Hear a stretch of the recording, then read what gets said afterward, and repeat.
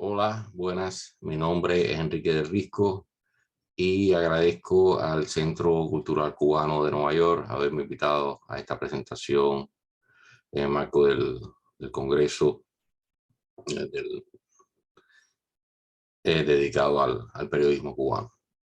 El tema de mi presentación va a ser la revista Bohemia y su significado, ¿no?, para la historia de Cuba, y le he puesto como título Bohemia, la revista que era Cuba. Ahora voy a compartir con ustedes la presentación.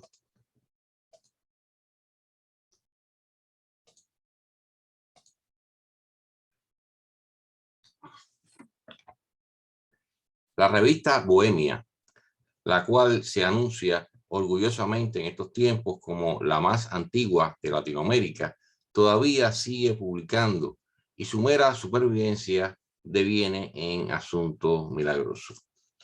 Que sobreviviera al cataclismo revolucionario de 1959, que se llevó por delante prácticamente todas las instituciones republicanas de algún valor, y Bohemia era una de las instituciones republicanas más reconocibles, constituye un enigma por resolver. Yo, nacido en 1967, crecí leyendo la Bohemia postcataclísmica, a pesar de que en ella había muy poco que leer más allá de la propaganda desembosada con obreros sonrientes por el sobrecumplimiento de las metas, o las entrevistas a intelectuales apacibles que coincidían en declarar que el momento más importante de sus vidas era la llegada de Fidel Castro a La Habana encaramado en un tanque. Aquí ven en la portada de la Bohemia del 20 aniversario de la Revolución, el 1 de enero de 1979. Y aquí ven un logo que es la silueta, ¿no?, de Fidel Castro y Camilo Cienfuegos entrando en La Habana. Niño al fin, mi mayor interés se concentraba en el final de la revista, donde aparecía la sección de humor, la de curiosidades, y todavía una más curiosa sección de correspondencia, donde un redactor se dedicaba a contestar el tipo de preguntas que le hacemos hoy al oráculo de Google. En el caso de aquella sección, la curiosidad de los lectores podía ir desde aclarar la correcta posición ideológica de algún patriota, como es el caso de la imagen que muestro, donde se debatía aquí el patriotismo del poeta Juan Clemente Cenea, o la posibilidad de reparación de un tocadiscos soviético, como ven aquí, que se le había quemado en un par de ocasiones a algún atribulado lector. Pero junto a aquella muestra de la realidad socialista vista a la mejor luz posible, en mi casa existía, como en muchas otras casas en Cuba, un pesado artefacto consistente en varios números de la revista correspondientes a los años 50 encuadernados en una única cubierta. Si mi idea de aquella república, a la que en la escuela le daban los graciosos motes de pseudo república o neocolonia, fue algo menos rígida y acartonada de lo que recibía de la incansable propaganda castrista, fue gracias a aquellos números juntados más o menos al azar, que reflejaban una realidad bastante más compleja de la que nos querían inculcar. Porque con su mimetismo, frivolidad, su comercialismo y su violencia, pero también con su tremenda inventiva y vitalidad desde su nacimiento, Bohemia fue algo así como una concentración de lo que era Cuba. Transcurría la segunda ocupación de la isla cuando el empresario Miguel Ángel Quevedo Pérez dio a la luz el 10 de mayo de 1908 una revista que llevaba por título el de su ópera favorita, La Bohemia, y como subtítulo el de Revista Semanal Ilustrada. La revista duró solo unos pocos números, pero para luego reaparecer en 1910, ya bajo la presidencia de la República de José Miguel Gómez. El estilo Art Nouveau de su diseño, como pueden ver acá, sus secciones que llevaban títulos tales como labor literaria, notas de arte, actualidades o crónica social, nos dan una idea de la concepción por entonces como una publicación más o menos exclusiva, enfilada a las élites sociales y artísticas de la joven república, con un especial énfasis en el público femenino, a la cual estaban dedicadas secciones con títulos tan poco críticos como Para las damas, como se ve acá. En aquella bohemia, aquella bohemia era una revista de apenas unas 20 páginas y con el espíritu lánguido de aquellas publicaciones de la época que querían parecer respetables. En 1914, la revista dio su primer salto importante al introducir por primera vez la tricromía, es decir, la impresión a partir del uso de 3 colores, lo que la situó por delante de la competencia. También en aquel momento la revista se amplió a 40 páginas. Esta bohemia siguió las altas y bajas de los años que fueron conocidas como danza de los millones y las vacas flacas, tratando de subsistir, apelando a ciertos atrevimientos editoriales y a un público más amplio, con secciones cada vez más variadas y utilizando una publicidad sorprendente y agresiva. Aquí ven el Duro Donald, que lava la sangre, y la Maltina Tivoli. El salto más importante en la década de los años 20 lo da Bohemia en 1927, con su traspaso por cuestiones de salud de la dirección del fundador Miguel Ángel Quevedo Pérez, acá, a su hijo de tan solo 18 años, Miguel Ángel Quevedo y de Lastra. La nueva dirección supuso para la revista un cambio de visión radical en su enfoque, haciendo más énfasis en secciones más atractivas como la dedicada al deporte, con mayores incursiones en la cultura popular y con una sección de partituras musicales que reflejaba un gusto cada vez más amplio. Aquí vemos un foxtrot de la época compuesto por aparentemente un compositor cubano. Corrían los años de la presidencia de Gerardo Machado, ¿no? 25 al 33, pronto de venida en dictadura, a la cual la revista primero elogió y luego criticó de una manera cada vez más frontal, hasta llegar a la hostilidad abierta. La caída de Machado fue registrada en la revista con euforia, hasta la partitura de los danzonetes parecían alusivas a la caída de Machado. Aquí tenemos un danzonete llamado Ya se fue. O Ya se fue. Como si el derrocamiento del dictador hubiera sido obra de la propia revista. No sorprende que los desmanes que se cometieron en los siguientes días contra los colaboradores del régimen depuesto fueran justificados sin disimulo en las páginas de Bohemia. Aquí vemos, ¿no?, una buena cosecha de porristas, ¿no? El anuncio con los cadáveres de varios colaboradores del Machadato. Sería esta la primera vez, pero no la única, en que la revista, como representante de la voz de la ciudadanía frente a los desmanes de los gobiernos de turno, salía triunfante del en apariencia desigual pulso. Ya por aquel entonces, la mayor parte del material que publicaba la revista no era original ni escrito especialmente para la publicación. La revista dependía en buena medida de artículos, columnas y caricaturas de medios sindicados en Estados Unidos y reproducidos en esta. Muchas veces se trataba de cuentos policíacos del oeste, género muy en boga entonces, o de historias truculentas de asesinos o espías y de reportajes de tierras y personajes exóticos. La realidad nacional se abría paso apenas en los comentarios sobre la política local, la crónica deportiva y el humor criollo. Las diferentes secciones humorísticas aparecieron a lo largo de la revista, en la revista merece un comentario aparte. Una de las primeras fue la tira cómica de Pepito y Rocamora, o de Pepito Rocamora y Virulilla.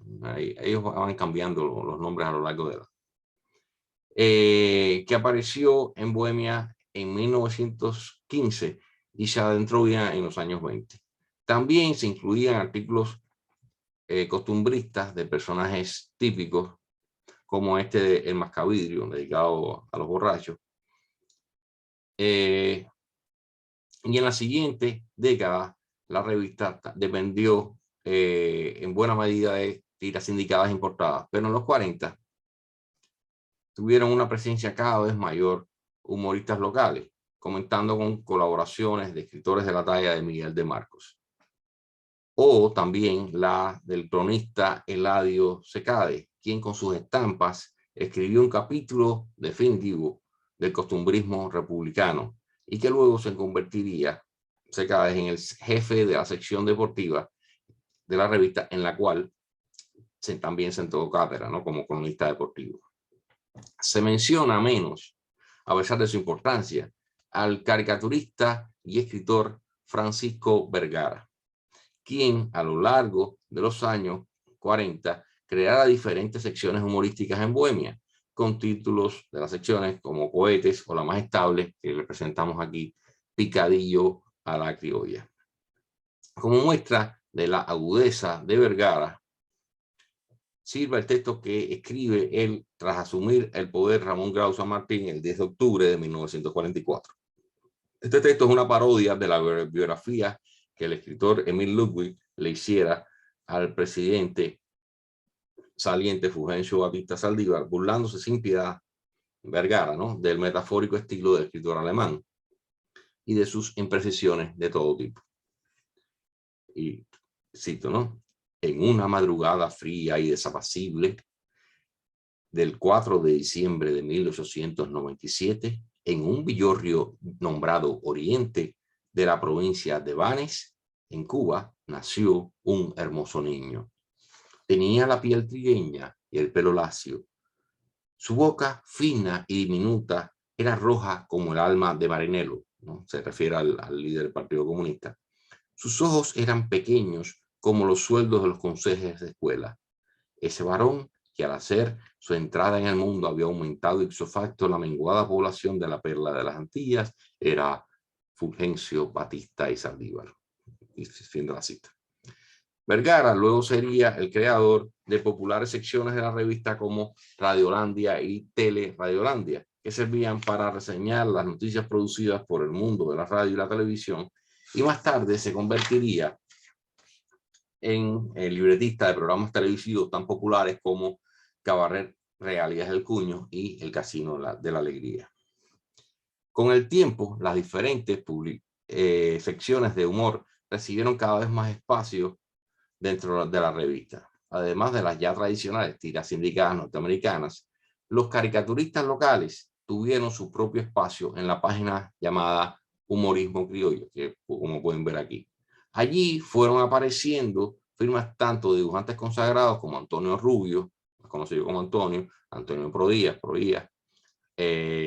Arroyito, Silvio Fontanilla Quiroga, conocido como Silvio, Valdés Díaz, Nico Lursen, y de novatos de entonces como Wilson, Pegruz, Nico, René de la Nuez, entre otros. Las caricaturas personales de Juan David aparecían en otras páginas de Bohemia, ilustrando tanto noticias nacionales como internacionales.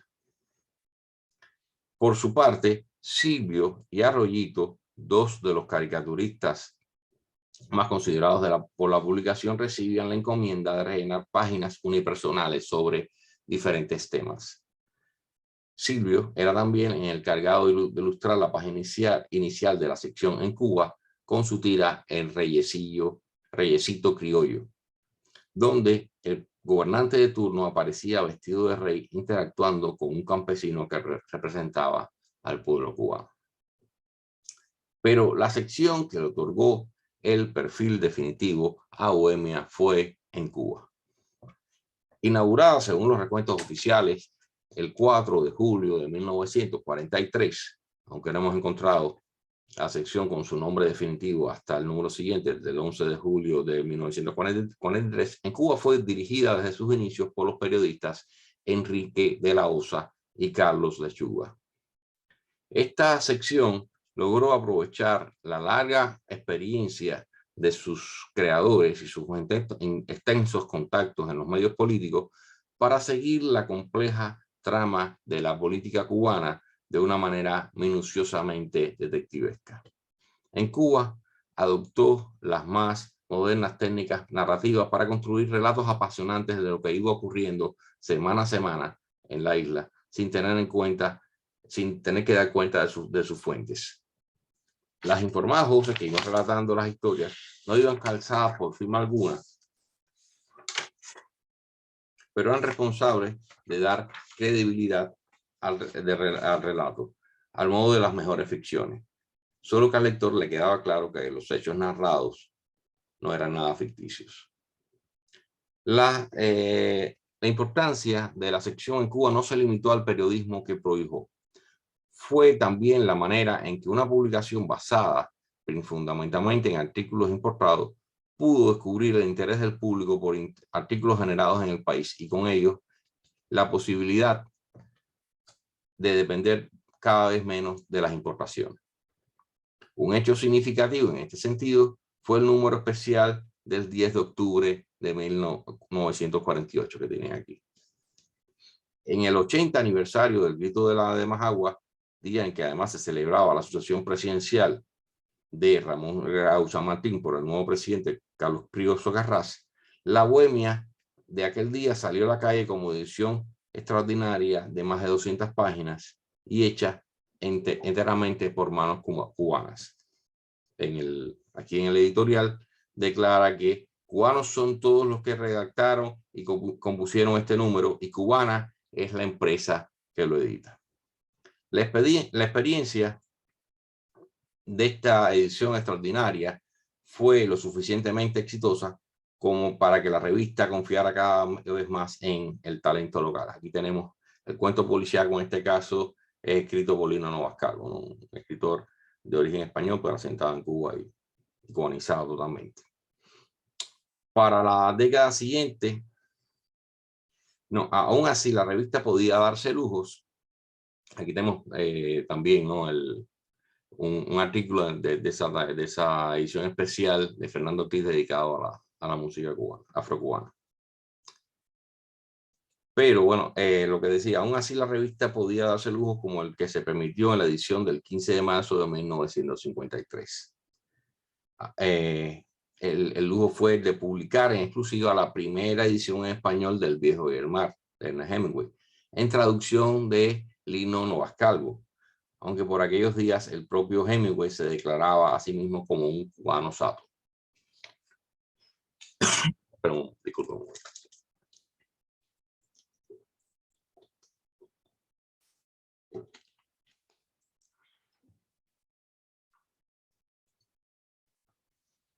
No era Bohemia una publicación especialmente partidista, aunque no dejara de tomar partido por las causas que le parecían justas al director y a sus lectores. Aquí tenemos, por ejemplo, que Bohemia fue antifranquista durante la Guerra Civil Española y luego con la instauración del franquismo. Antifascista y antinazi en la Segunda Guerra Mundial y anticomunista desde el inicio de la Guerra Fría. Fue también Bohemia crítica con los gobiernos auténticos entre 1944 y 1952.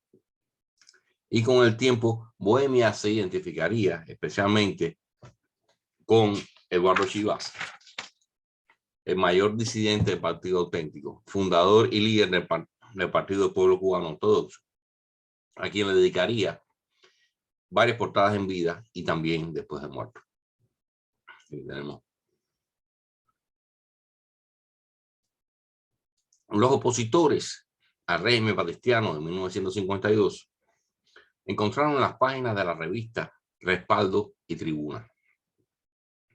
Sino como la voz de la totalidad del pueblo cubano, Bohemia fungía como representante oficioso de los intereses de su clase media. La enorme popularidad de la revista respaldaba sus pretensiones. De una tirada de 4.000 ejemplares en 1926 había pasado a 125.000 en julio de 1948, para situarse cerca de 260.000 en 1953 y en 315.000 en 1958. Una por cada 21 cubanos entonces.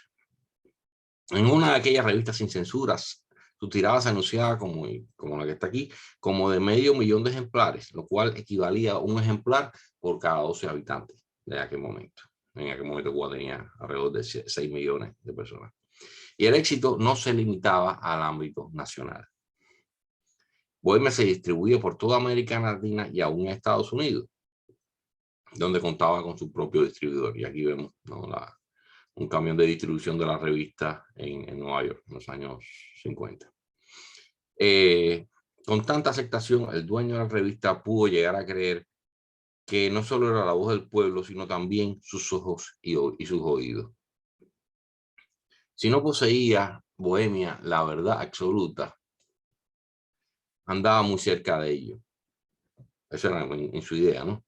Después de todo, Bohemia había visto pasar gobiernos uno tras otro mientras los buscaba y los absorbía o condenaba según el caso. Como muestra de su compromiso insobornable con la verdad en los periodos en que el régimen batistiano suspendía las garantías constitucionales y establecía la censura previa, la revista adoptó un método radical: no publicar ninguna noticia sobre política local hasta que no se levantara la censura, y entonces publicar sus famosas Bohemias sin censura, que alcanzaban tiradas abrumadoras. La revista se erigió en vocero de la oposición antibatistiana, ya fuera la que apelara a las vías legales o las insurreccionales. Fidel Castro y su movimiento 26 de julio tuvieron en Bohemia su plataforma política más visible en una época en que la revista reinaba en los hogares cubanos. No es de extrañar que al triunfo revolucionario, Castro firmara una nota manuscrita que rezaba: a la revista Bohemia, mi primer saludo después de la victoria, porque fue nuestro más firme baluarte.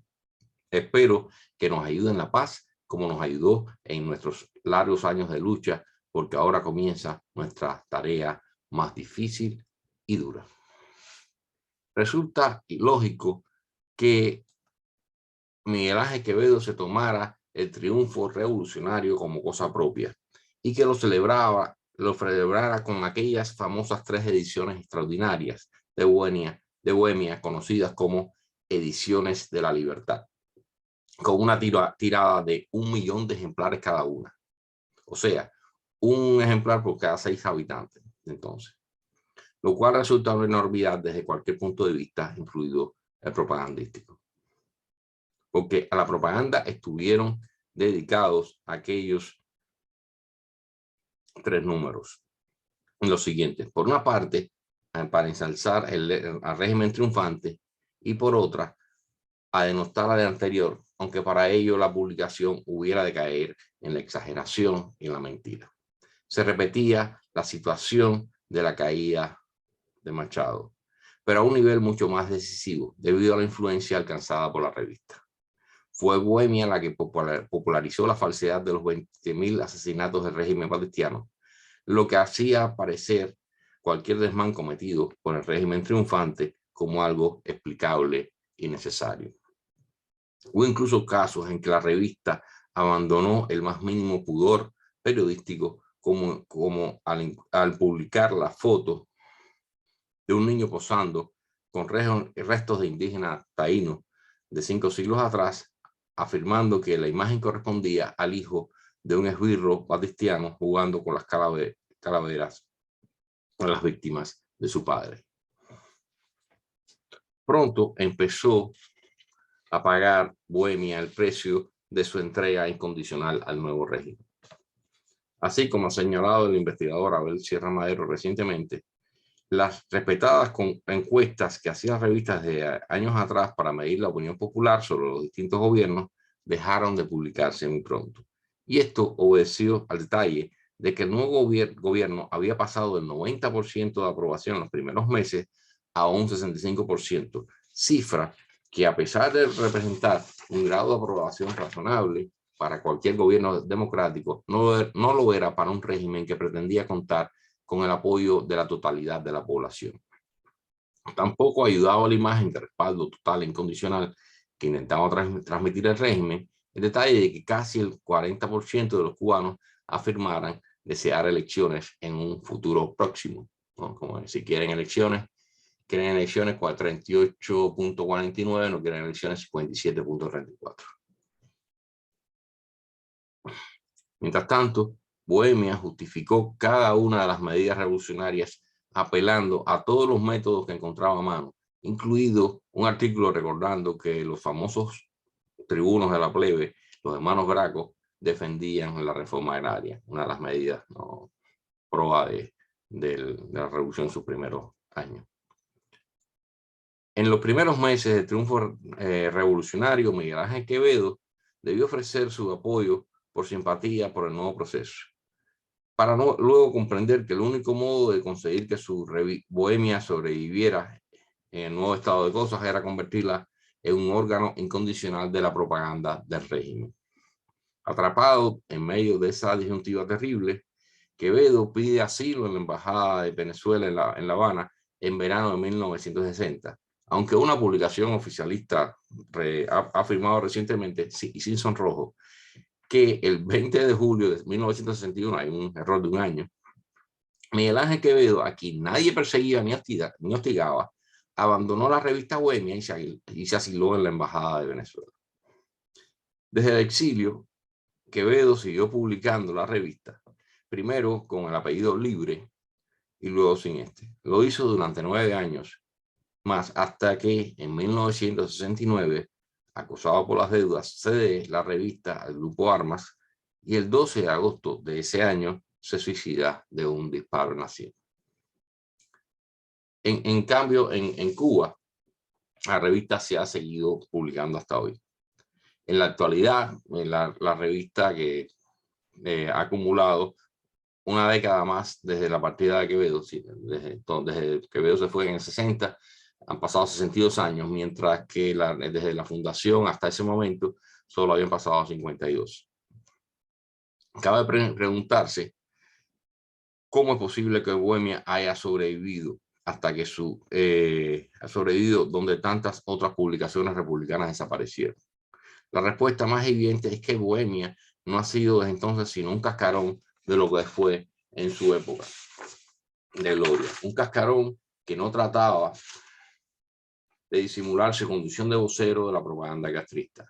Pero todavía sí resulta curioso que el régimen insistiera en mantener con vida aquel rezago del pasado que encima llevaba un nombre tan decadente para los nuevos tiempos que se anunciaban. Y es que Bohemia se había convertido en una costumbre tan cubana como la del cafecito por las mañanas. Y de alguna manera se decidió que entre tantos cambios debían mantenerse ciertas costumbres, aunque como el café, la Bohemia posterior de a 1960 saliera aguada y supiera rayos. Aquí tenemos, por ejemplo, una portada que ilustra esta etapa de transición, donde se está anunciando, ¿no?, que Cuba es territorio libre de analfabetismo, pero al mismo tiempo la figuración, ¿no?, la pose que se encontraron para esta foto fue la de una batalla norteamericana, una victoria norteamericana, como fue la batalla de Iwo Jima, con su famosa foto de la bandera. Entonces aquí están enterrando esa bandera. En tiempos posteriores no habría ocurrido así, no habrían buscado una figuración más soviética, ¿no?, para imitar en la pose. Bueno, decía que a veces las costumbres se bastan a sí mismas para persistir. Que la Bohemia haya sobrevivido incluso a las estrecheces del periodo especial, crisis que arrambló con buena parte de las publicaciones oficiales, ya los reajustes vividos en los últimos 30 años, es otra prueba del poder que tienen la costumbre y la inercia. Bohemia es hoy parte integral de una rutina en la que deja tener sentido preguntarse incluso por el porqué de las cosas. Muchas gracias.